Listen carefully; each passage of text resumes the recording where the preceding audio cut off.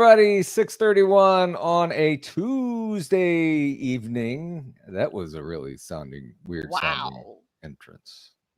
Well, they'll remember that. They will remember that. And I have a headache from saying it like that too.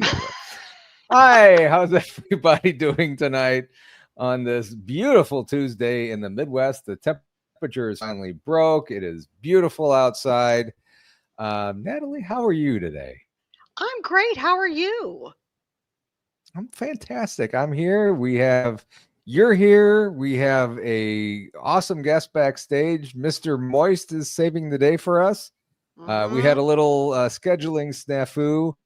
We were supposed to have Sir Brian Bowden on the show tonight to do remote viewing stuff, but we had a scheduling miscommunication or whatever. He is on Saturday night, and we have Greg on here tonight. So everything worked out fine. So everything's good. Everything's good. All is good. Everything is good.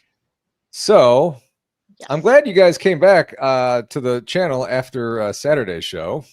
No, everybody had fun. Everybody had fun. It was fun. People were laughing. I think I needed that because I was cleaning the bathroom and I was listening to the podcast and I hear, Natalie, we need you. I'm like, had toilet bowl cleaner and Fabuloso everywhere, probably in my hair. I mean, it would have been really great if you would have showed up with a toilet plunger in your hand. I should. That would have just been.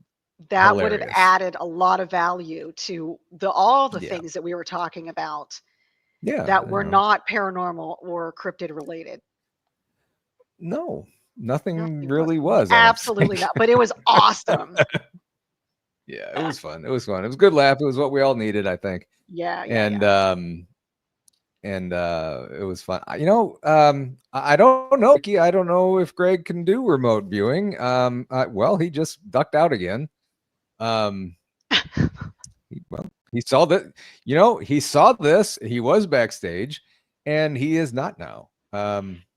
He's okay. Yeah, he was in his vehicle. So yes, Mickey, we do need to do a show every once a month.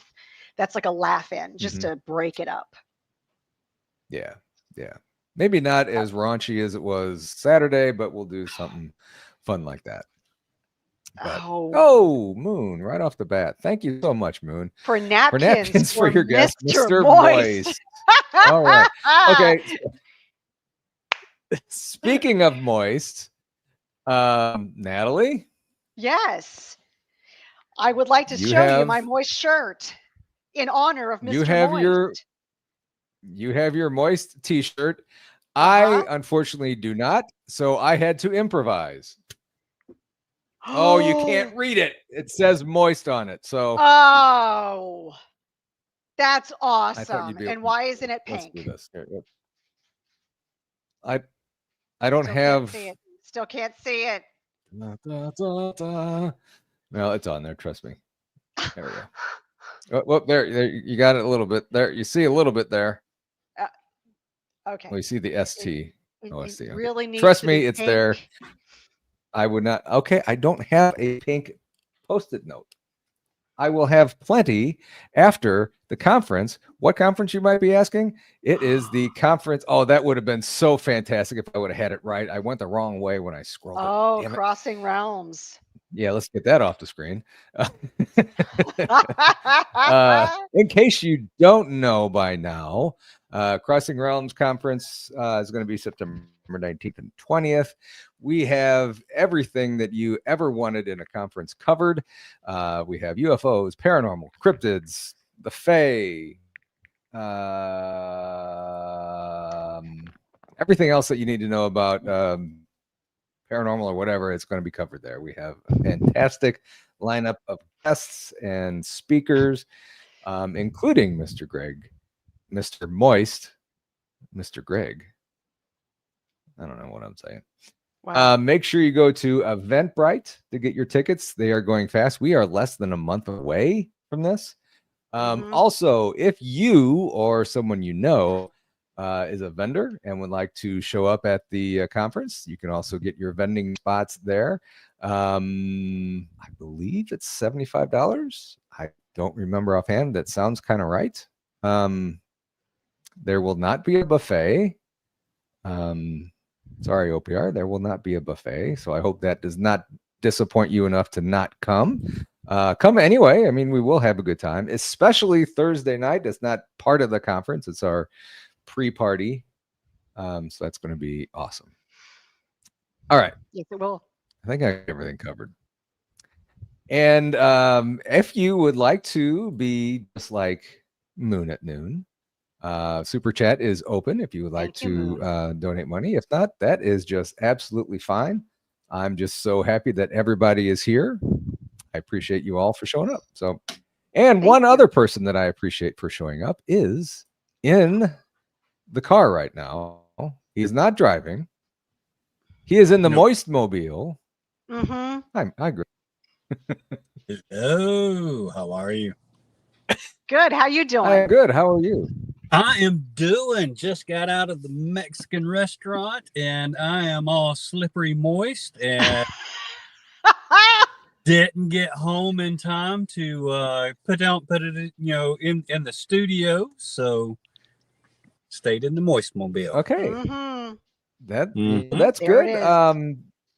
And I noticed you have the windows down. So is the Mexican kicking in already, or is that no, gonna be the later? windows are up. My car is super clean. Oh, okay. Wow. That's just a really clean window.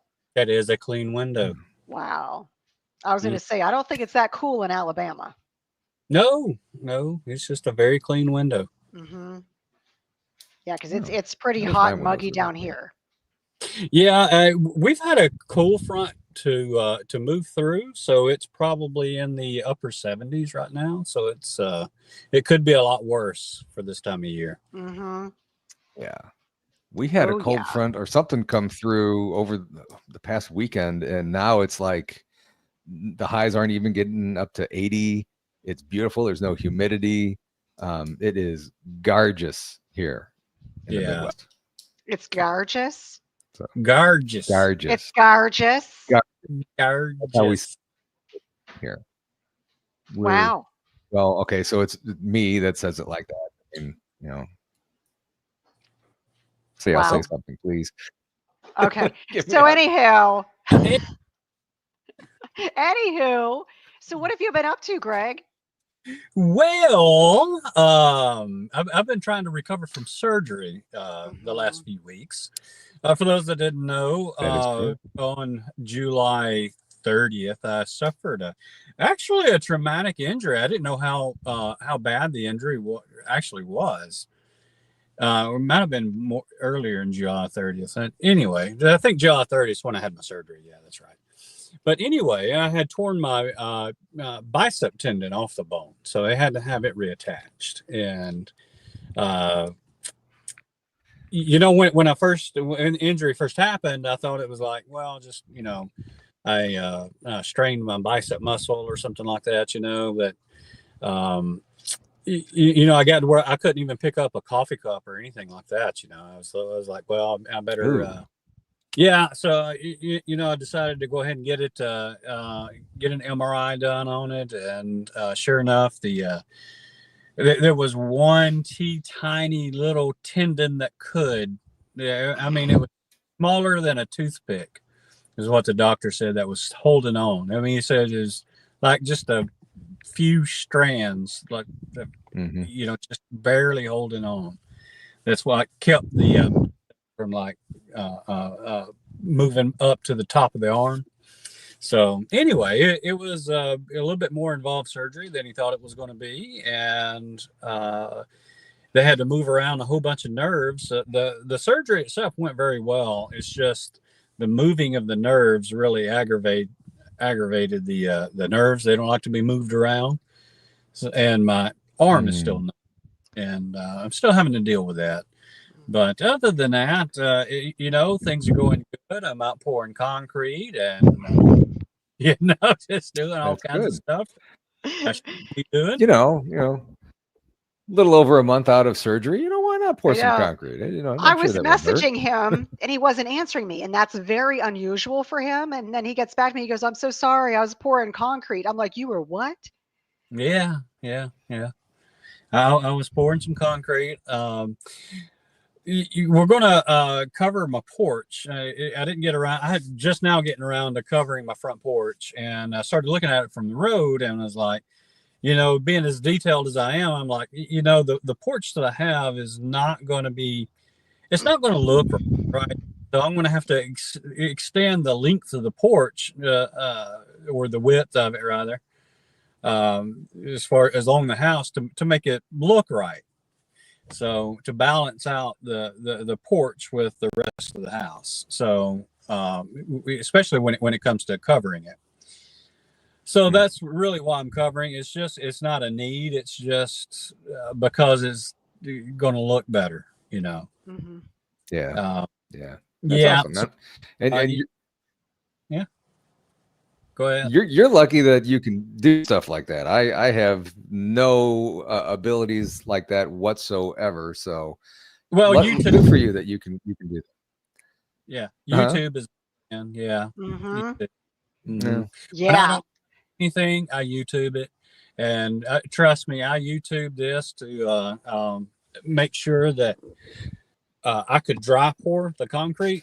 And what I call dry pour is you just build your frame and you just pour in the dry concrete, and then you level it up and get it ready, and then you wet it after that. And you kind of give it a little mist, and you get the top real hard, and then after that you can pour some water. You pour the water to it, and then it turns out very well. But it was easier for me to do that than it was to mix the concrete myself or to get the concrete. So that sounds brutal. It is. So the key to pouring concrete is make sure that it's moist. Yes, you have to make sure you have to moisten it. Yeah, nice and moist. Yep, you want that concrete. It all comes back to moist. It does. It truly does. Yeah, it does. Everything's got to be moist. It can't be dry and right. barren. Just like, if you have a seam that you need to caulk, that caulk needs to be nice and moist. Yes, and it depends on the seam which kind of caulk you need. That's right. It does. It does depend on what kind of caulk you need. Yeah. Sometimes you need the black caulk, sometimes you need the white caulk. Yeah, sometimes. I mean, it really just depends. Yeah, it all depends. Thank you, Moon. But wow. Yeah, you don't want it, barren and dry. That's for sure. Yeah, like Arizona. Yep. Nothing barren and dry. Right. It's awful. So how's the editing coming on your documentary? Your latest documentary? Unfortunately, typing is one of the things that I absolutely can't do more than a minute or two. And like moving, the movement of the mouse and things like that is very difficult for me. So that's one of the things that I just absolutely can't do yet. So it's put me behind for a couple of months behind. But it's going well. I have been able to do a little bit of editing. And I went back and I kind of looked at a whole bunch of other segments of the film that I thought I originally wanted to go one way in it, and then I'm like, oh no, I can go a different way now. And sometimes things are a blessing in disguise. And I had a major setback early in it where I lost 30% of I was 30% done with the film, and I lost every bit of it, all of it. And I was I was super depressed about that. But it put me on a mission to be able to learn how to recover things quickly or do things a lot better. And I learned some tricks along the way, and I'm actually, that event probably was going to put me way ahead of schedule. Mhm. And unfortunately, this injury that I got probably put me back to the same schedule. So it's probably still going to be around the first of the year, the first couple of months of the year of 26 Yeah. before The Vanished is released. That's Oh. just unfortunate that, and I can't pass it off to another editor because it's kind of done. Yep. Once you get into it a little bit, you can't really pass it off to another editor. Yeah. So, Yeah. And I found that, not saying that you were frustrated by it, but getting away from it for a little while, then getting back into it, you have almost a fresh set of eyes and ears to look at it and stuff, and kind of, maybe realize that, I need to go in a different direction from when I was going, or whatever. Or you see it more clearly as which way you want to go. Yeah. The editing process is really a work of art.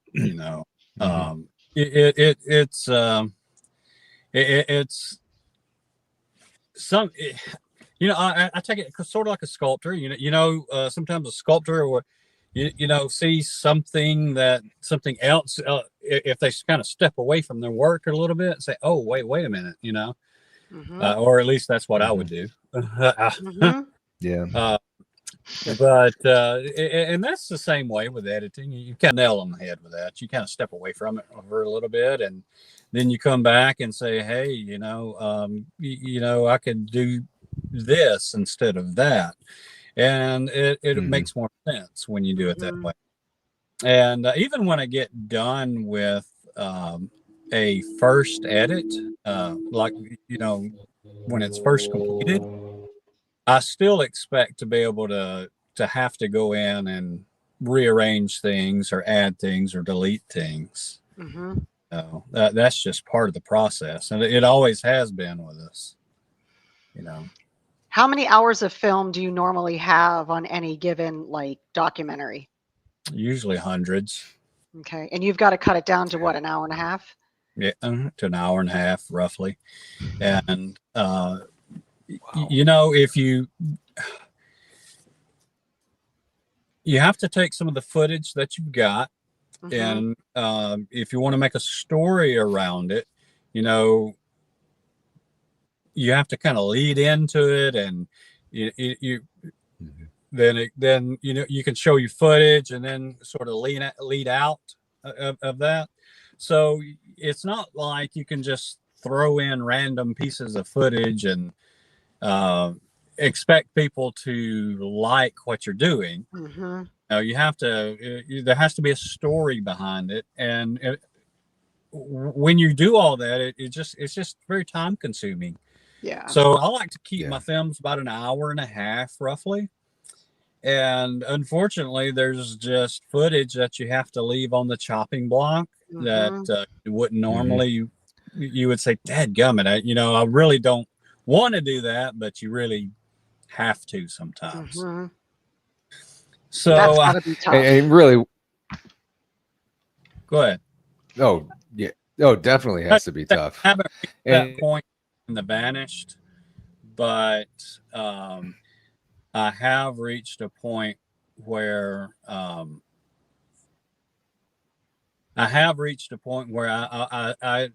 know where I kind of need to go. Where in every documentary, you kind of piece together your film, and then you've got some areas that kind of don't make sense, as from one jump to the next. And what you have to do is go back and do what we would call pickup shots, and they're normally just a shot kind of just explaining what's going on, saying, "Oh yeah, well, we moved from here overnight and we're going over to here because we got a call or whatever about a Bigfoot, and we're going to go over here and investigate it." And then that leads into maybe another segment. So I am in the pickup shot phase where I know what pickup shots I'm going to have to start doing. And can you let everybody know what a pickup shot is? Yeah, it's just what I was just talking about. Okay, It's a shot in between segments that you don't have yet. got And it. Okay, go back and redo those, or not redo. You have to make shots that kind of bridge two segments together. yeah, okay, got it. Mhm. And, it's so hard. I've never done a documentary before, but I have done filming for like news stories and stuff. But it's so hard.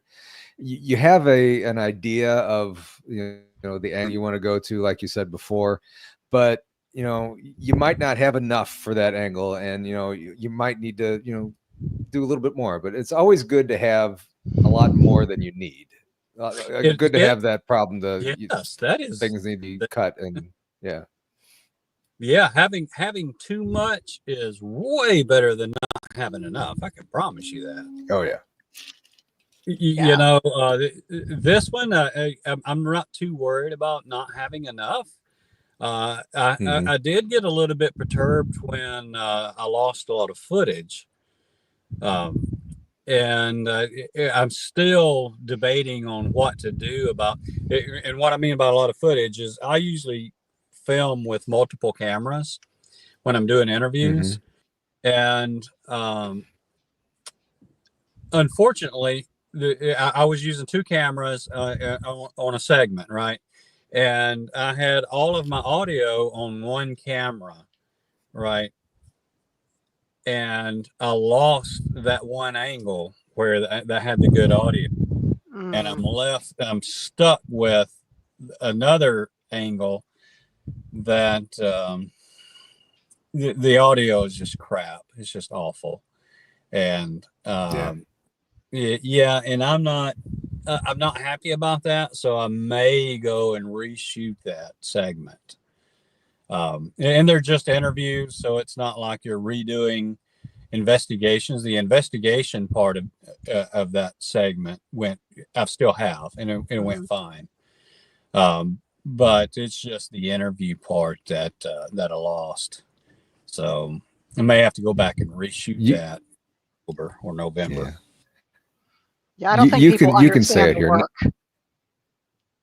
What's that, Natalie? Yeah. I said I don't think people understand the amount of work that goes in to making a film, and shooting film and B-roll and editing and the sound and getting everything in place and cutting it down and just advertising. There's a lot that goes into it. Well, there's a shitload of work that goes into it. Yeah, but even before you get out there, yeah. For instance, let's talk about cost of a film. For instance, when I went to the LBL for the first time, I was getting permits for the LBL, right? Well,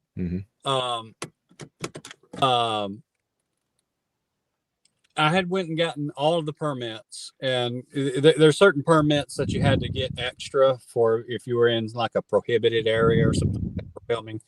And I didn't know exactly where those were, so I just went ahead and got those permits. Right. So anyway, long story short, I spent like $8,000 just on permits.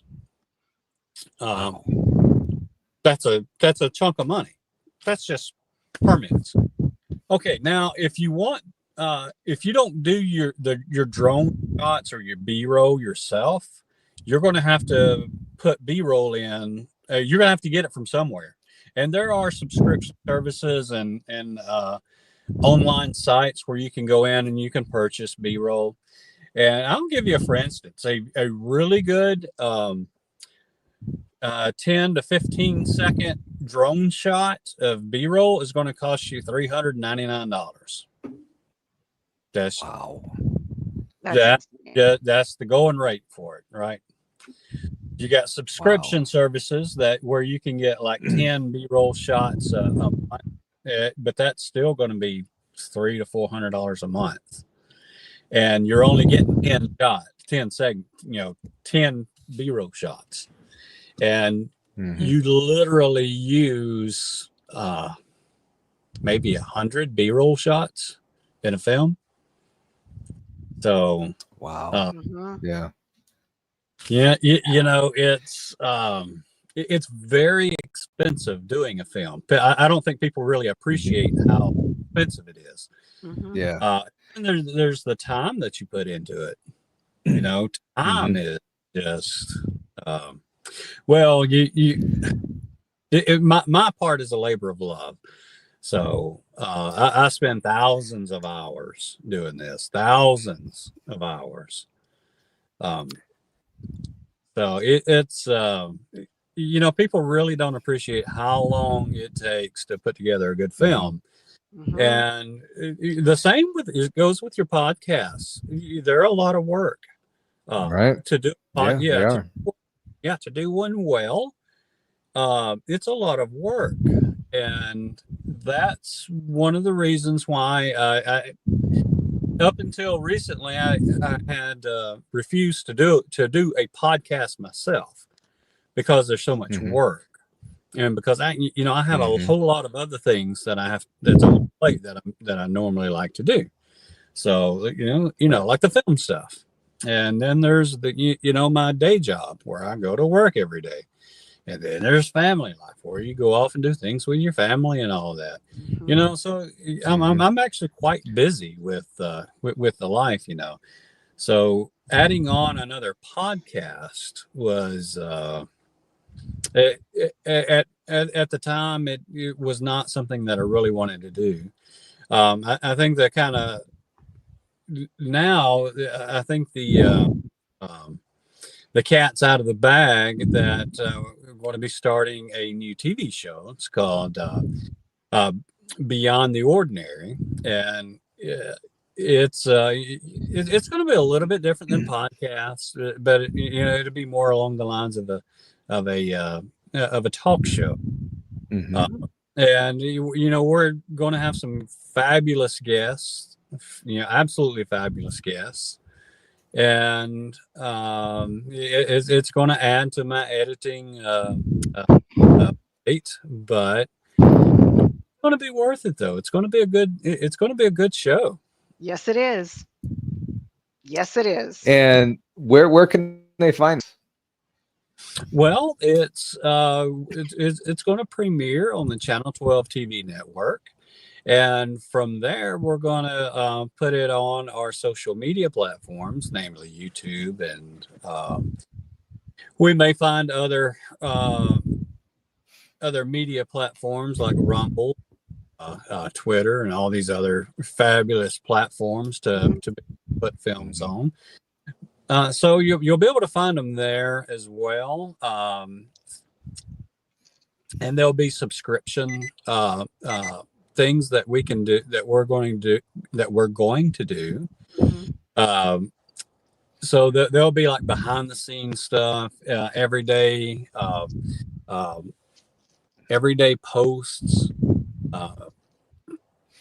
posts about just and sometimes our shows will not be just like Bigfoot or aliens or whatever. Sometimes it's just anything out of the ordinary, right? So we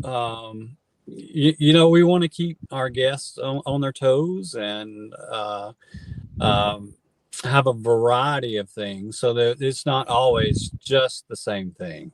Yeah. And I had been waiting on something like that to come along. And I think that's going to be a fabulous start to something that's new. Yeah. It's going to be I good. think with your personality and your sense of humor, I think it's going to be a fantastic show. Oh, thank you. And I'm not just saying that because you saved the day today. Yes, he is. Well, sense of humor. I find the older I get, the younger in maturity I am. But that's more fun. Yes, it is. You think back to when you were. Seems very. Yeah. Go ahead. I was gonna say, you think back to it seems consistent with a lot of the people that I know too. Yeah.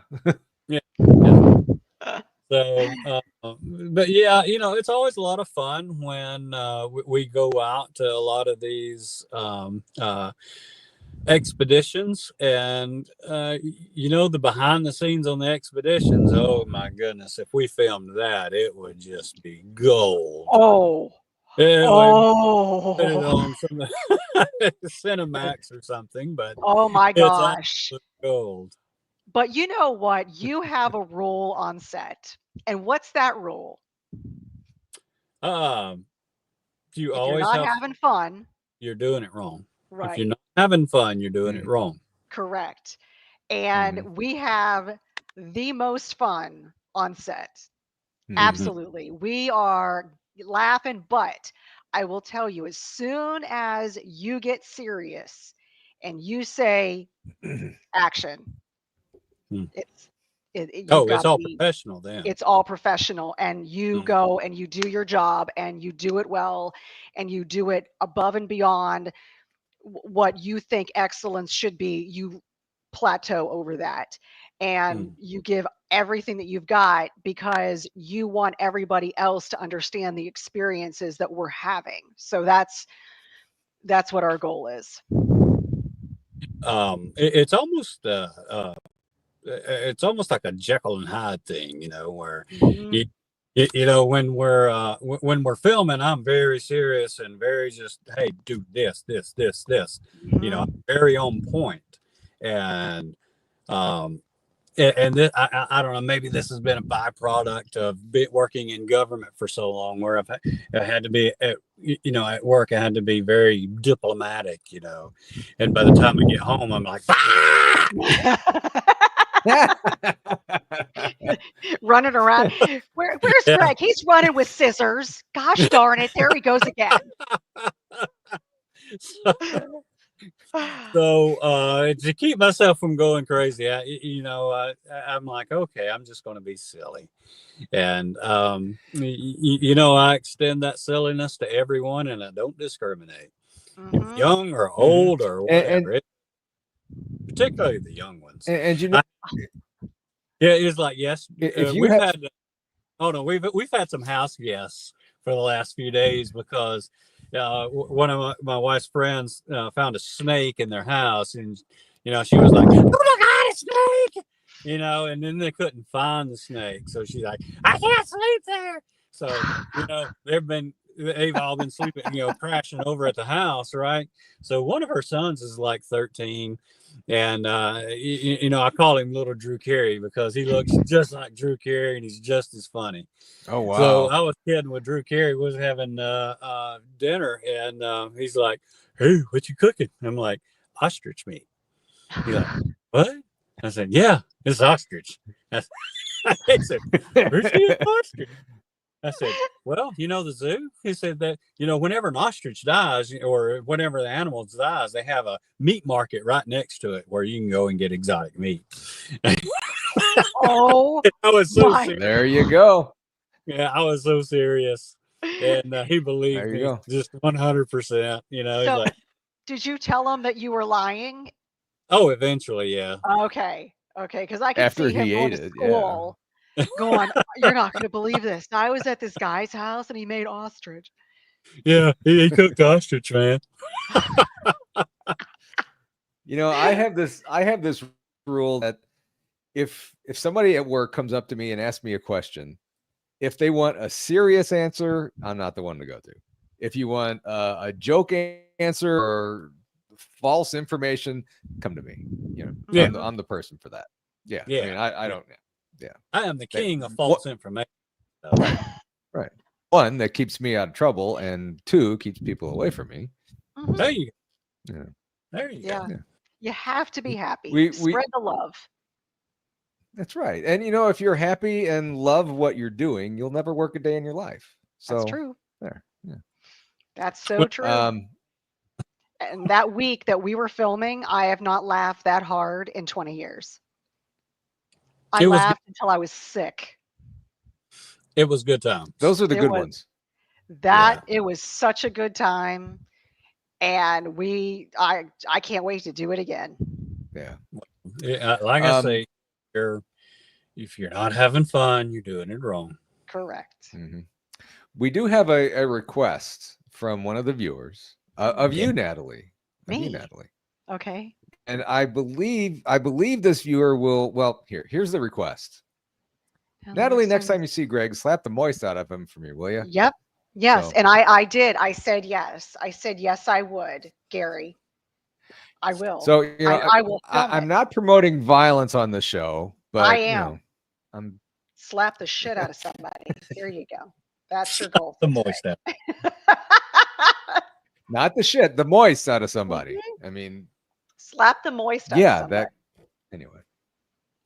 The hang hell on a is barren and second. dry, like Arizona. It's so much better than being Barren and barren and dry like Arizona. Yeah. Okay. Anyway, let's. Oh, So, gosh. Greg, you're going to be a speaker at the Crossing Realms Conference in September 19th to 20th in Richmond, Missouri. Get your tickets now at eventbrite.com. Search under Blondes and Booze, and you will find the tickets. And if you would like to be a vendor at said conference, go to said website. Did that make sense? I don't know if it did or not. Yes. Anyway, Yes.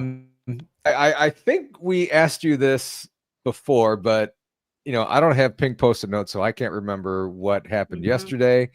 What are you going to be talking about at the conference? And okay, what are you going to be talking about at the conference? I have another question for that after that. Yeah.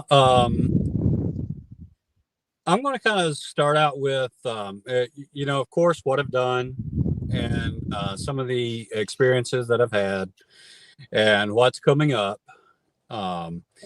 And just generally, I would like to talk about some of the connections that you make when you're doing, and how doing this actually changes your life. Mm-hmm. So I'm going to save a lot of that for the conference, because if I give away too much right now, it won't be quite as inspirational. Mm-hmm. But Right.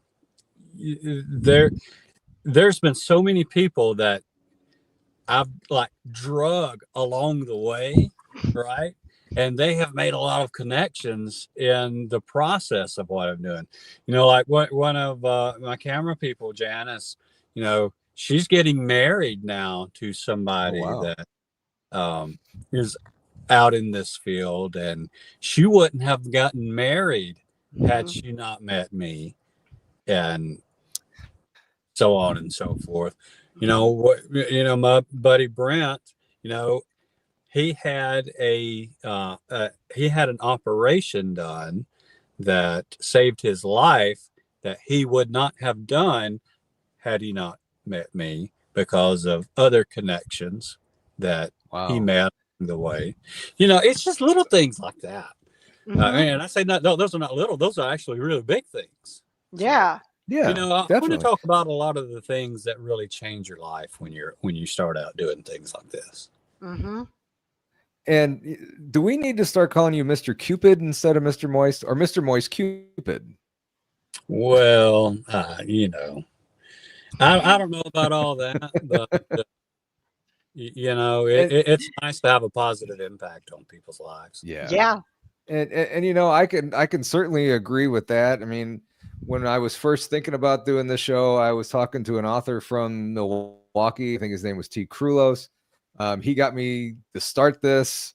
If I wouldn't have met Krista along the way, I wouldn't have met all you people.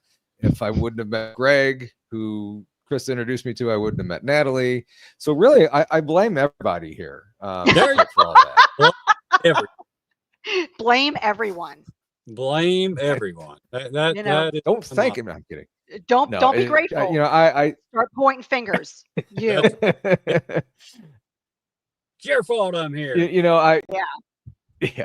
like I said before, if you want a sarcastic comment, you come to me. But no, I mean, I totally agree that, you know, this has been such a fantastic journey. I've met so many wonderful people. It's amazing. And you know, I'm so happy that I did this. So right. I mean, if I hadn't done this, I wouldn't have 2 films up under my belt, working on a third. I wouldn't be doing a new TV show. I would still be on the couch watching, Monster Quest or whatever, saying, oh, wow, that's cool. Instead of getting out and living the adventure myself. That's true. Right. Taking that first step. That's what I did too. Oh, just about a year and a half ago. You got to just get off the couch and just say, you know what, and face your fear. And that's exactly what I did. Yeah, just get out and do it, And then I started meeting all kinds of people. Yeah. And my life has completely turned around and has gone in places that I've never even dreamt I would ever be, and things I've never thought I could do. Right. That's one of the other things. One of the things that I do want to talk about is the unintended consequences that doing things like this has on your life. And most of them are good, and there are some that's not so good, but there are consequences. I want to talk about that, and it's I think it's going to be uplifting. Yeah, definitely. I mean, just from this little sneak peek, I'm all pumped and ready to go for it. So, what are you looking forward to the most at the conference, or really any conference that you go to? I mean, you go to a lot more conferences than just the Crossing Realms. What's kind of something that you, I don't want to say expect, but something that you look forward to when you go to these conferences? Oh my gosh, it's not even close. Meeting people, just meeting meeting people that you interact with a lot. For instance, people that'll be in chat, and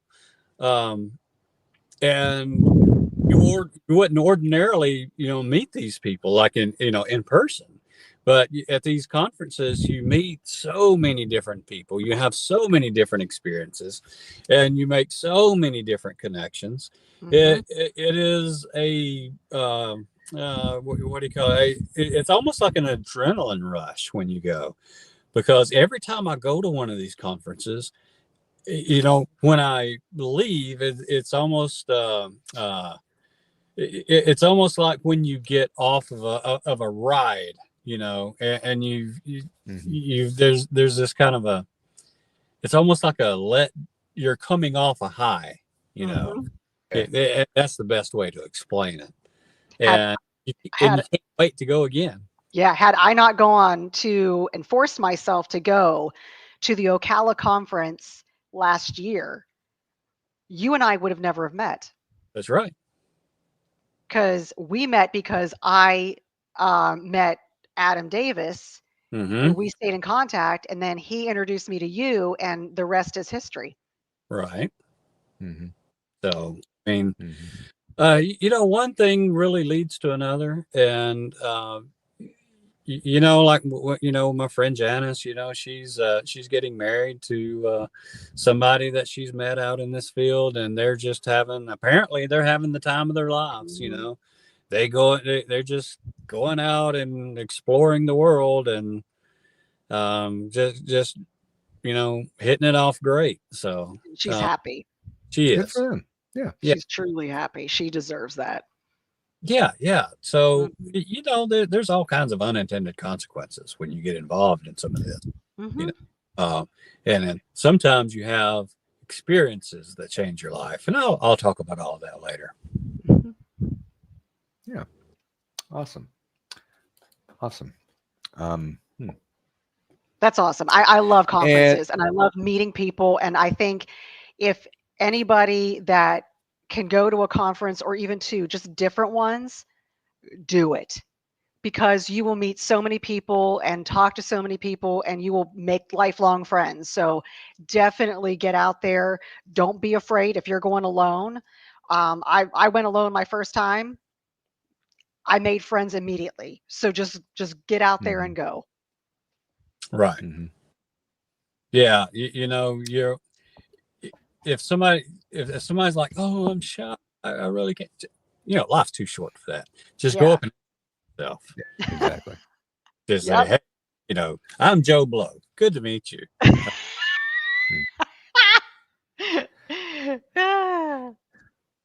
You know, the funny thing What was I used to be really shy when I was in school. When I was in all the way up to senior year of high school, I was really shy. Oh, so was I. Actually, I was really shy up until not long ago. And then finally I realized, hey, it's important to be shy. You know, you go up, you talk to people, and if you know they have a good personality, you'll find out real quick. Mm-hmm. Exactly. Yeah. So, we're gonna. I don't know if we should mention this, but you know what the hell I am anyway.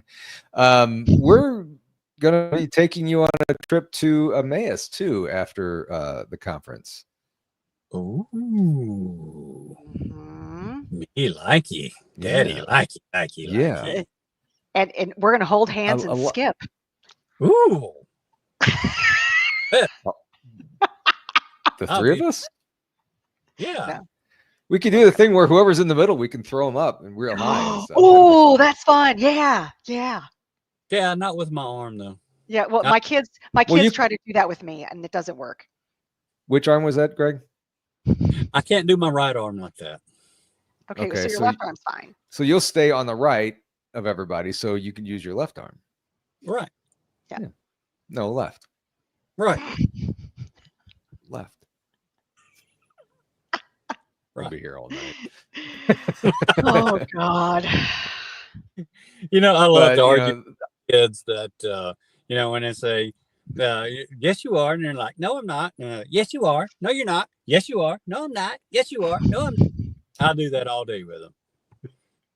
Again, life comes full circle. You know, you go through your 20s and 40s and stuff, and you know, then by the 50s, you kind of start going back downhill. So, that's right. That's what I'm saying. You know, the older you get, the younger in maturity you are. Exactly. I mean, you start out in diapers and you end up in diapers.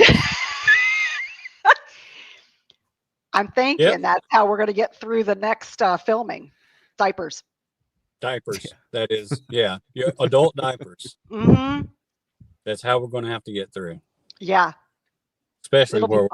There you go, Greg. A new sponsor for your documentary. Depends. Yeah. It all depends. It all depends. That's right. Depends on depends. Yeah, you know, and we are looking for sponsors on, you know. Yeah. Okay. We're all getting older. That's right. I need a sponsor. Hey, I need a sugar mama or sugar daddy. I don't care. Whoa. Well, we're at the age. Who cares? It's like, you know, at that point. Yeah. Okay. You heard it here first. 19 minutes past the hour, whatever time zone you're in. Greg doesn't care. Yeah. You got to be rich though. Yeah. Or just like a sugar daddy without the sugar. Maybe like a Splenda daddy. Nothing. No. Splenda daddy. That I am. Splenda is good. Yeah. What about cinnamon? Well, I don't know about cinnamon. Cinnamon or bubble? No cinnamon. Cinnamon or bubble? No. Not sprinkles. Not sprinkles. What about ginger? Oh, I like ginger. Cumin. She was great on Gilligan's Island. Ginger was. Yeah. She was. But I was still a Marianne guy though. I was neither. Yeah. I think I'm more ginger. What about Scooby-Doo? Which one, Daphne or Velma on Scooby-Doo? No, Daphne. Oh my God, Velva.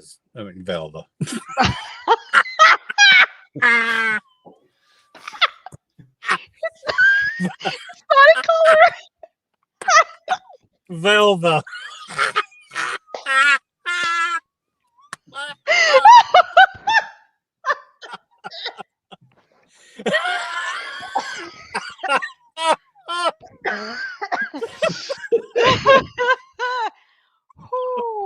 I don't know what to think about Velva.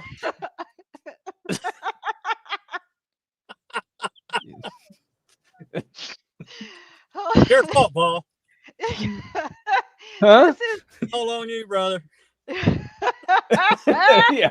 How do I get out of this now? It's all on you. Ruh-roh.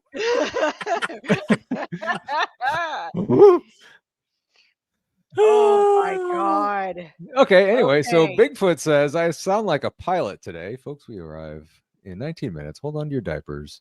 Look out your left and see a lot of trees. We'll be on the ground shortly. Thank you for flying, whatever. Thank you for flying in Paranormal So Portal. many, Yeah, so many laughing, so much laughing, so many diaper changes. that's so true. That happens when you get older. Yeah. Once you get past 50, bladder control goes, Yeah. metabolism's gone, sanity takes a hike. Mm-hmm. That's assuming you had sanity. I don't That's know. assuming where mine's that there business. was sanity Yeah. involved. And yeah. Yeah. It's okay. Anyway, Greg, you're going to be filming another documentary after The Vanished. Or are you filming it yet? I haven't started it yet. It starts in the fall. I don't film in the In summertime. November. Well, it may be in November. I may have to change it to December. I haven't really decided on that yet. But you know, when crickets and ticks and chiggers and everything else are out, I don't, because that means there's and it's for various reasons. But one of the main things is audio. When you go out at night in the summertime, and you're out in the woods and stuff, you can't really hear what's going on because there's so many critters just making noise, just right, and then there's crickets, frogs, and all sorts of things, and you can't hear anything. And plus, you're sweating, and you know, it's just too much going on when it's hot. So you have to. I don't film at all. I'll wait till it gets. Cold. So yeah, it may be in. I'm thinking more. It's going to be more toward December.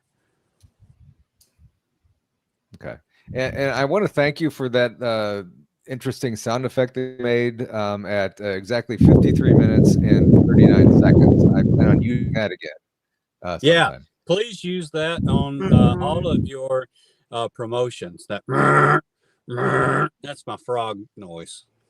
You're so talented. Okay. Yeah. I like it. You know, Truly talented. if I ever do like a trivia show, and I'll use that for like a wrong answer. Yes. Yeah. Please do. Or just when someone says something weird, just throw it up. Yeah. Mm-hmm. Yeah. Put that in your sound effects. Yeah, have it like a button when somebody says something that you're like, that's no, you just go, Yeah, or when somebody I need cusses, one of those. that you can put it over it, and it's instead of a beep or whatever. Yeah. But yeah, that's what do like a. there's 1,000 reasons why I don't film when it's hot out, but that's just one of them. And it's one that, and believe me, we tried. And there was so many sweat pat downs and retakes, and it just wasn't worth it.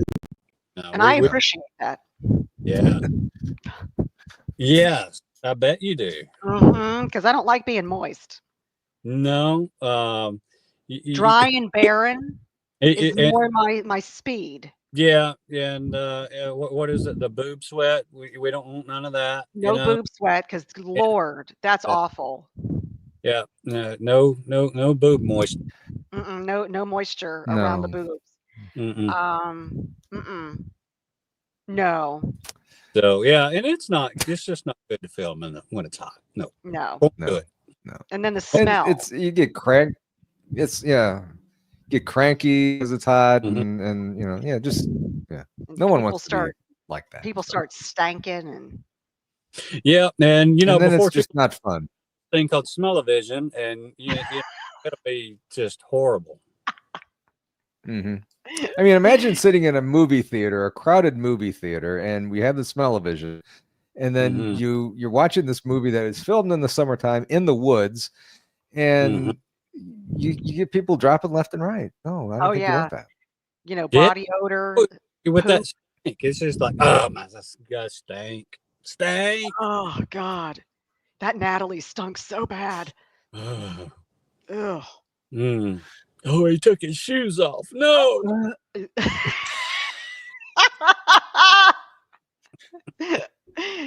Oh, Moon. Moon. Oh, Moon, I don't remember if you were in the chat for Donny's show on Saturday, but you need to go back and watch Donny's show from Saturday. If no, I think it was on your show Saturday. No, it was on Donny's show when I was reading my list from Townsend. Oh yeah. Yeah, you need to go back and the very descriptive green. Yep. Donny doesn't care on that side. Do what? I said it rhymed with Velva. It did. That's why. Oh God, we're so funny. Anyway. But that was a fun night, Saturday night. Yeah. That was a ton of fun. And I think we all needed that laugh. Well, again, if you're not having fun, you're doing it wrong. Yeah. And for everybody out in the audience, remember that if you're not having fun, you're doing it wrong.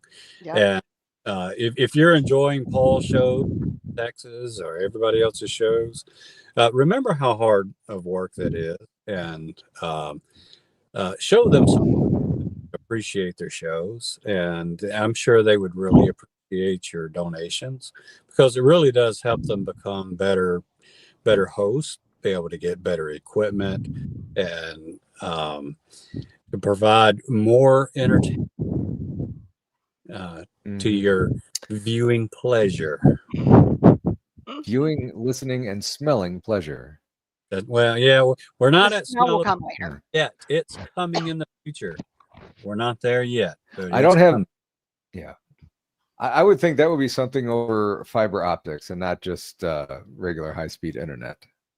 Well, you can never. I don't tell. have fiber optics yet. So.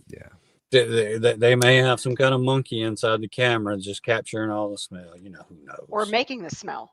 Yes. You know? Scratch and sniff TV. Yeah.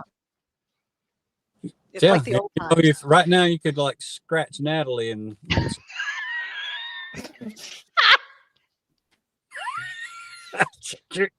what is Natalie like? What's you?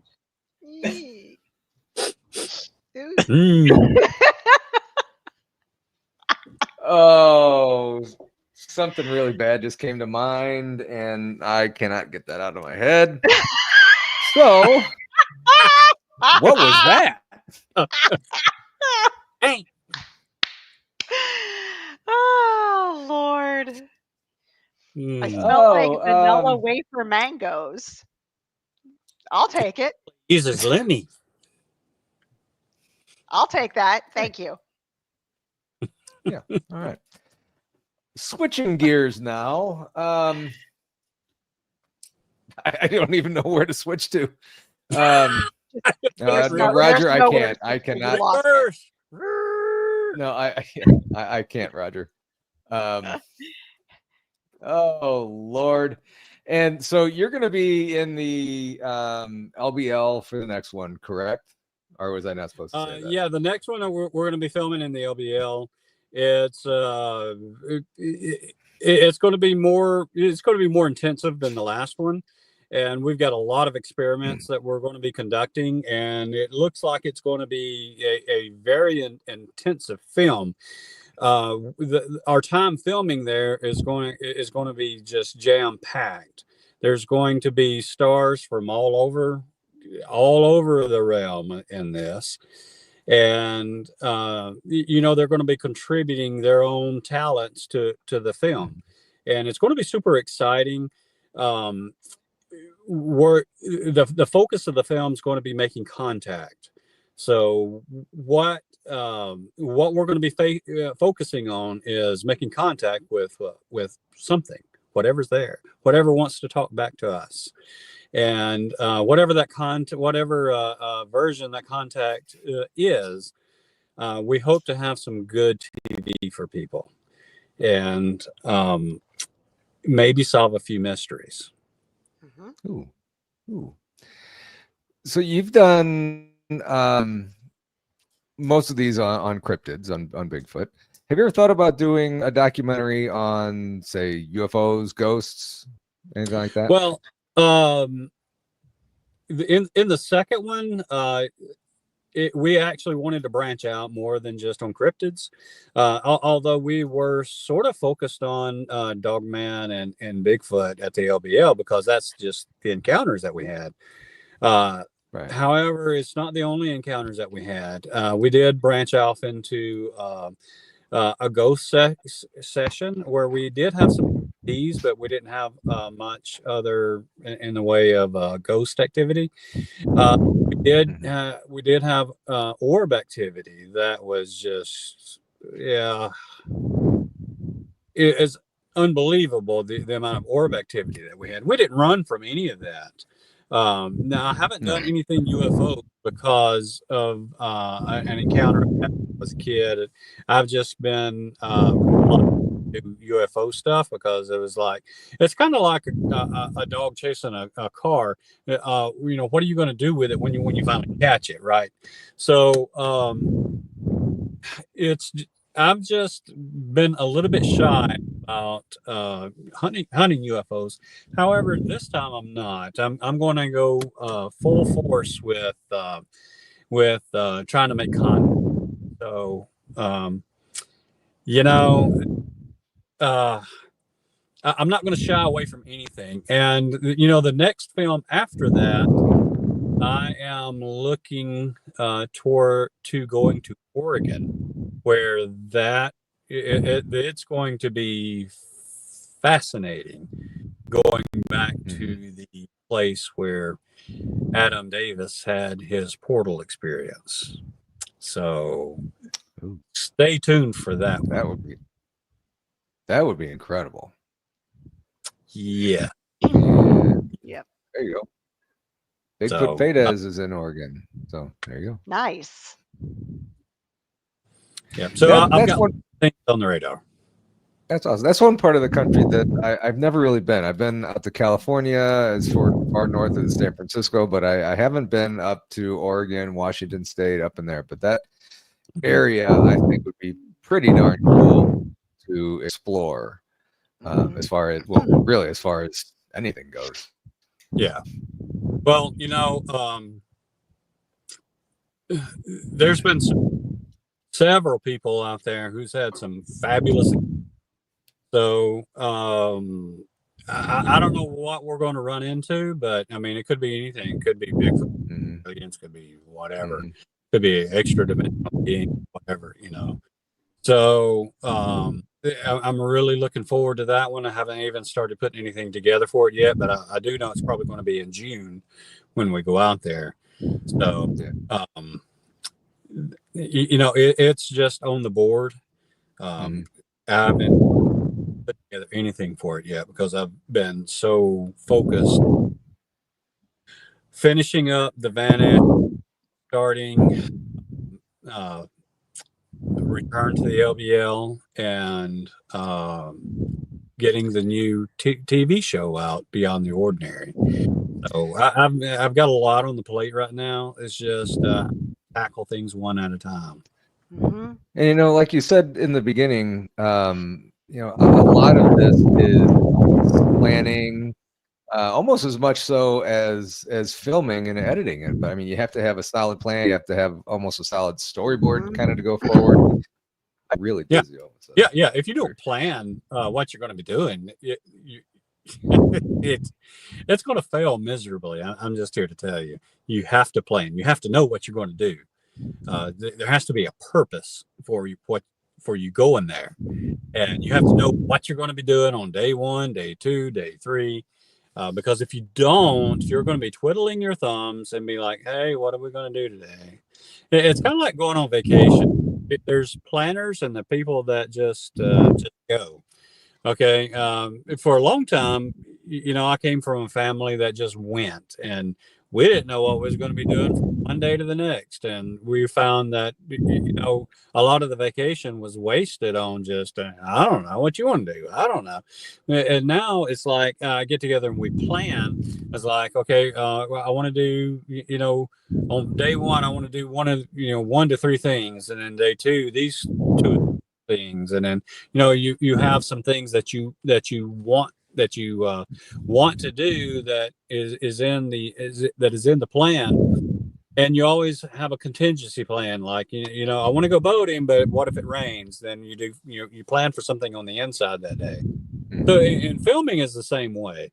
You pick out things that you want to do, and you have all kinds of contingency plans just in case of weather or somebody's didn't show up or whatever. So you have contingency plans. But if you don't plan when you go out to do anything, you have to plan to do anything. But if you don't plan, it's going to turn out bad. Yeah. So there's more planning than there is filming. Let me put it that way. Oh yeah, definitely. So everybody, when about at a minute 6 on here, as I was asking that last question, I got a little dizzy, and then all of a sudden we all just kind of went off my screen on StreamYard here. Did anything weird happen to anybody like 2 minutes ago? No. Okay, that's weird. Okay, I marked it on here. EMF, the little. It's just going halfway. I think I actually need to change the batteries on that. It's just, okay. Doing a little bit, but not so much. But it was really weird. I was asking that question and I got kind of dizzy, and then all of a sudden we all went away. That was weird. That is when I weird. came back, you guys were talking, so I guess we were still here. We were still here. And I was talking the whole time, so you didn't miss it. Okay. Little Patty wasn't paying attention, so Patty wasn't paying attention, so we're fine. Yeah, we're totally fine. Yeah, you're cool. Gotcha. Yeah. Anyway, thank you for saving. Anywho, so yeah, lots of planning goes into this, and always have to have a backup plan.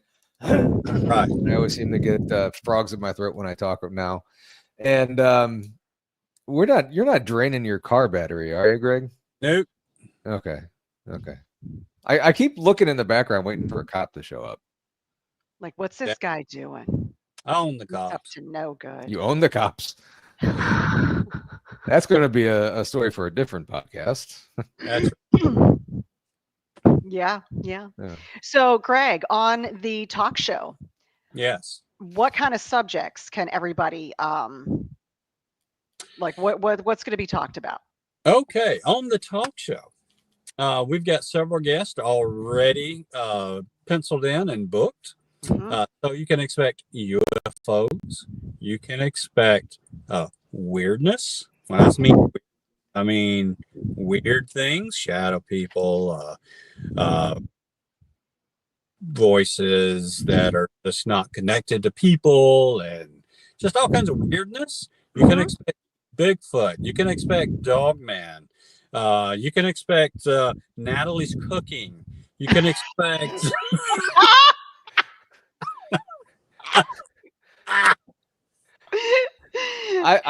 I've heard what she cooks, and I've heard what her daughter cooks. I'm thinking you're gonna want to talk to her daughter. Yeah, talk to my daughter, because don't get me wrong, I love to cook. I just don't have time to cook, and she's the cook. She will put a gourmet meal together like, oh, it's nothing. See, I've heard of it. So. What's that? I've heard of all that. I know. Yeah. See? So your cooking is beyond the ordinary. I even have a sign in my kitchen that says, several people have gone on to live ordinary lives after eating my cooking. That should be in my kitchen for me. Wow. Yeah. Wow. So, but yeah, you can expect all kinds of things. Just weirdness, and it doesn't have to be paranormal related. It can just be weird, just things that are just not ordinary. Yeah. And I don't want to give away a whole lot because I've got, I want some of these topics to be a surprise to people. Yeah. So we can, it's beyond the ordinary. That's for sure. Right. Right. So if they unordinary, you can expect that on the show. I really think we have a lot of good cooks in the chat. Bigfoot had barbecued a ribeye. Little Patty had a pork roast with onions and taters tonight. Interesting. I like to cook. I had ostrich, so. You had ostrich. Yeah. Tastes like chicken, right? Yeah. Yeah. Fancy. I had a customer call me today at work and asked if we had sold rabbit. I don't get too many questions for rabbit, and we do sell rabbit. It's really kind of weird. That's interesting. Yeah. And cow tongue and pig's tails and all that fun stuff. Yeah. You could have said no, but we sell hair.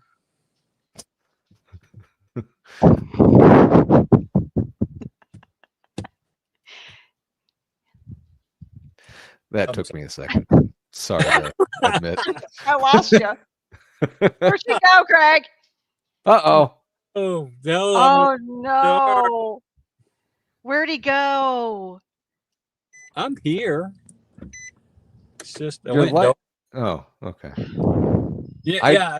For a while, in these fancy cars, if you leave a light on, they'll just turn themselves off. Yeah. Not like Motel 6. Yeah. They want to oh, you're draining your battery and we're going to turn it off. How rude. It is rude. You have one of you have one of those cyber trucks, don't you? No, don't start that rumor.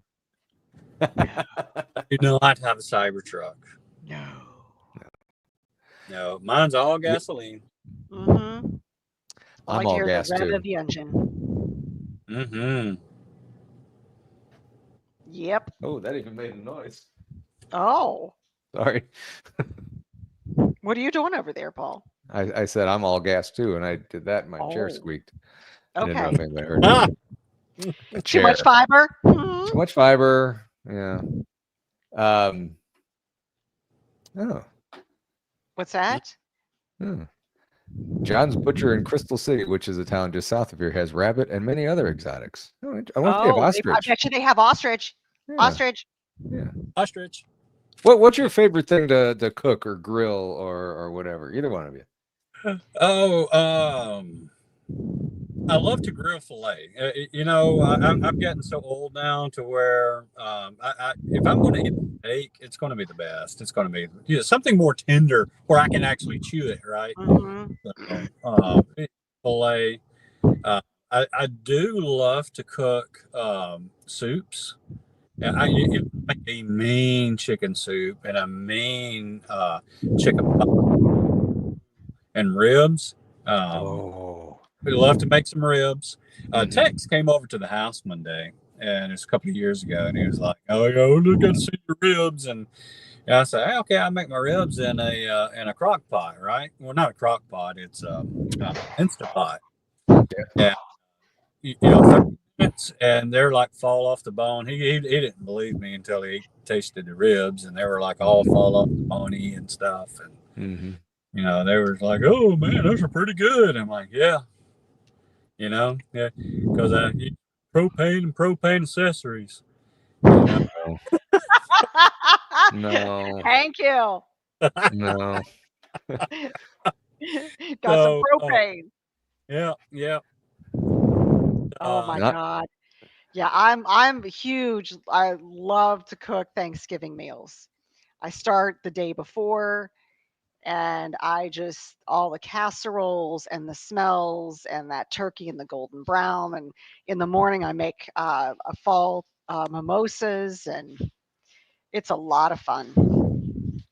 Ooh, the smells. Mhm. kind Ooh, of- that smell. That Are they free smell. smells? What's that?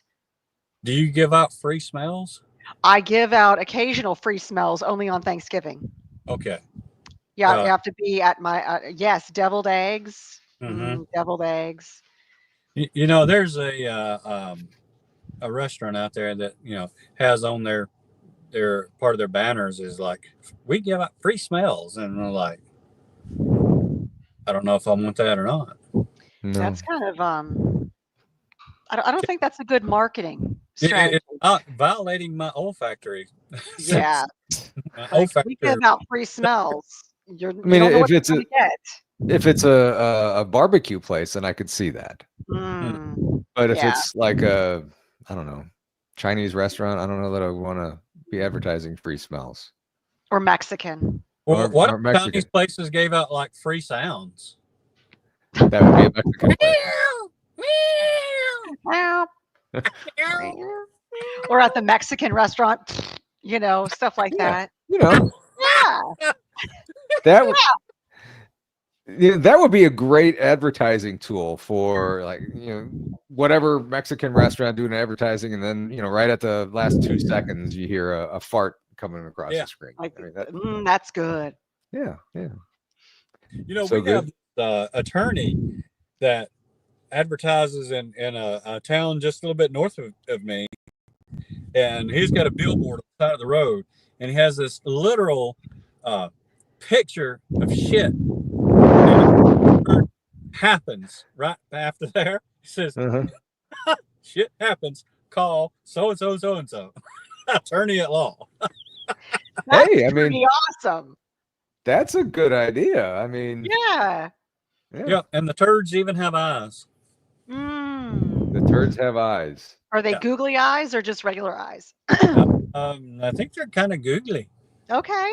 It sounds like a Stephen King novel. The turds have eyes. Scary. Scary, very scary. Nothing. It's very scary, Paul. Don't be It's just scared. so scary. Well, Greg, you're in the dark car with a kind of a creepy light on you. It's kind of scary. It's not creepy. It's my dome light. I'm just waiting for a face to come out. Like That would be so freaking cool if you had somebody in the backseat who has just been laying back there the whole time, and all of a sudden they have a face or a hand come over your shoulder. Yeah. oh, we'd be A like, cargo "Ah!" light, romantic glow. Is that what you're calling that? Is that right? That romantic glow. That's in a song. Yeah. You're listening to Romantic Glow with Greg Ogles. That's Making right. love by the dashboard light. Oh yeah. Oh no, act like you had never done that, Natalie. I have, so that's just fine. Anyway, Check that off my list. so Pancho says that this place in Crystal City sells ostriches. They do. Yeah, let's all have ostriches. Maybe I'll bring that to the conference. Yes. And Please you bring get some ostrich, and you get some. Be like Oprah. Everybody gets ostrich. Everybody's getting ostrich. Ostrich. You get some ostrich, and you get some ostrich. Yeah. Make it rain ostrich. I just realized I've had this Post-it note on me the whole time. Mm-hmm. See, but you're representing the moist man. I am. And so am I. And I'm sorry it's not pink, or I was gonna tape the word moist on it with Scotch tape, but I figured, did Paul nearly say mountain oysters? No, I did not. I don't know what I almost said. I don't know. I try a lot of things, but that's I'm not eating anything's nuts. Just not going to do it. Yeah. I just can't do it. I'm not eating no ovaries. I'm not doing that. I'm not eating brains. I'm not eating lungs or livers or anything like that. Hearts. I've had crawfish brains. That's good. Oh. No. They're Well, spicy. yeah, when you suck the head. Yeah. No. Gotta rip the head off and suck the brains out and throw it off. No. No. What? No, Yeah. that's gross. Okay. What is it? What does it taste like? It's spicy. Chicken? Salt. Well, no, it's crawfish. So when all the spices that you boil it in, it just absorbs. All it does is taste like the spice that you put in there. But it's gooey. Yeah. Huh? Isn't it gooey? No, because I mean the crawfish are tiny, really tiny. Crawfish are. Yeah, I mean, so you're not like getting a texture; you're just getting flavor. How can you get just flavor without texture? I don't know. I'm just saying their brains are so tiny. You just and then it's just flavor. It's like spice. So Like all it spice. is the brains. There's no like innards. Yeah, and then after you take off the head and suck the brains out, you throw the head to the side and you take your thumb down and you rip out the legs or whatever. Then you pull out the meat and you dip it in the butter and you eat it. It tastes just like crawfish. It's good. Just like crawfish. Just like Like crawfish, like a lobster I crawfish. feel like I'm talking to Hannibal Lecter for a second here. Have you ever been to a crawfish boil? No. I've eaten. I've got crawfish in my refrigerator. I know all about what you're talking about. Yeah. I just I can't find it in me to suck the head though. Yeah, well, sometimes you got to do that. Hey, Right. $20. Yeah, that's right. Just saying. So,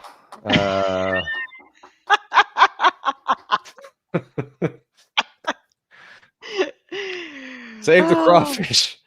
Save the crawfish. Yeah. Save them. Yeah. Yeah. Anyway, I was actually thinking of bringing a pit down to Richmond for the conference, but I think that's too far to drive with a pit, so I'm not going to take one. Mhm. So at work we have these really long, probably 8-foot long barbecue pits.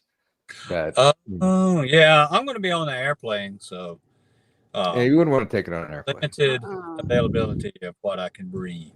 Yeah. Yeah.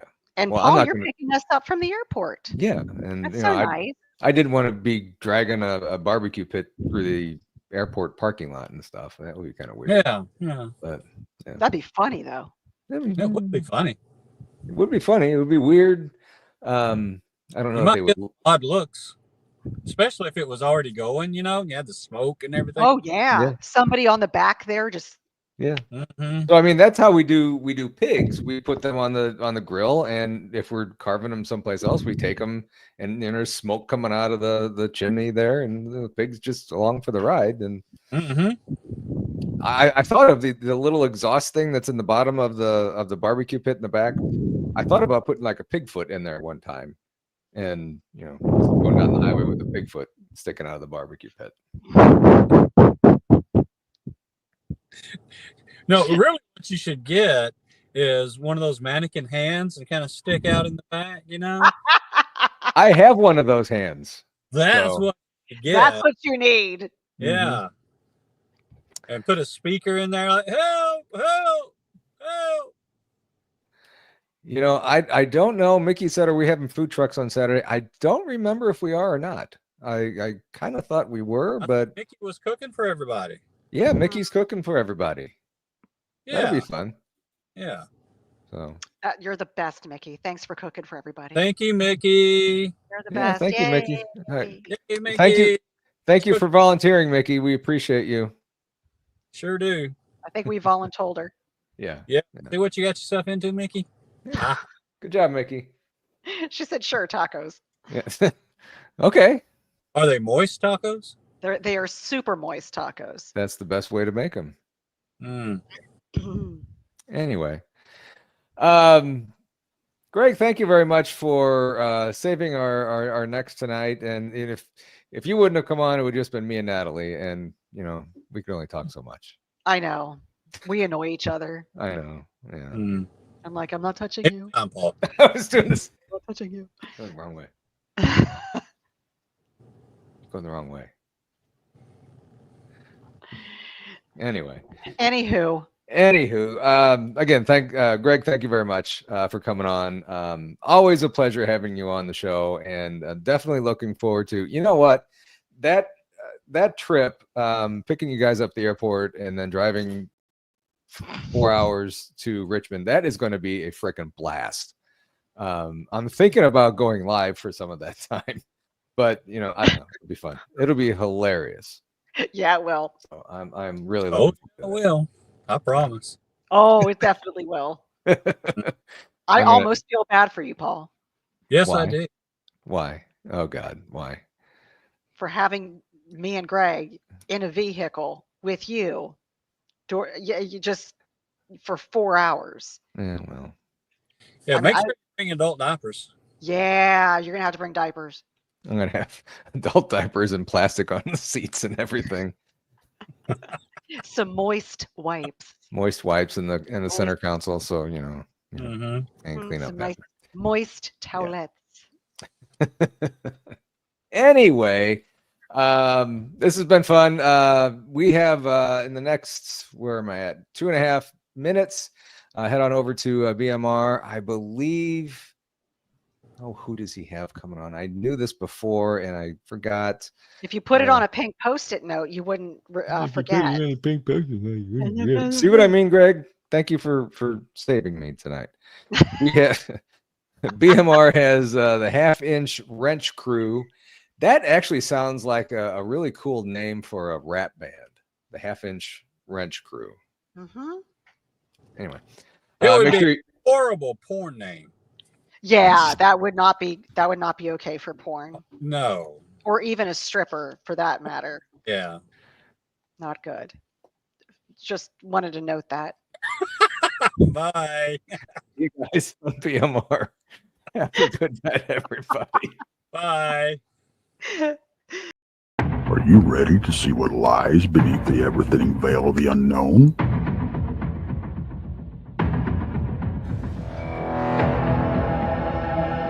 Book your craft now for the Crossing Realms Conference September 19th and 20th in Richmond, Missouri.